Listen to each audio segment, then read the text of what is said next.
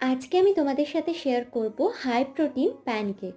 তো প্রথমেই আমি নিয়ে নিয়েছি একটা গোটা ডিম আর 4টে ডিমের সাদা অংশ। তারপরে নিয়ে নিয়েছিলাম 40 গ্রাম মতো ওটস আর একটা কলা। এবার চকলেট সিরাপ নিয়ে নিয়েছি টেস্টের জন্য, এটা কিন্তু সুগার ফ্রি নিয়েছি। এবার হালকা একটু ব্লেন্ড করে দিয়ে দিয়েছিলাম একটু বেকিং পাউডার, দিয়ে আবার পুরোটা একটু ব্লেন্ড করে প্যানের মধ্যে অয়েল ব্রাশ করে দিয়ে দিলেই কিন্তু রেডি। তো এটা না মুখে দিলেই পুরো মেল্ট হয়ে যায়, ভীষণ সুন্দর খেতে।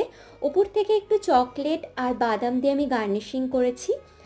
আর এটা যারা এক্সারসাইজ করছো তাদের জন্য তো একটা ভীষণ ভারী মিল বা ব্রেকফাস্ট, যেটাই চাইবে সেটাই হিসেবে নিতে পারো। আর যারা এমনিও খেতে চাও তারা একটা ডিম দিয়েও বানাতে পারো, ওটাতেও দারুণ হবে খেতে, ভীষণ ভালো খেতে হয়েছিল। তো যারা যারা ট্রাই করছো অবশ্যই কমেন্টে জানিও কিন্তু।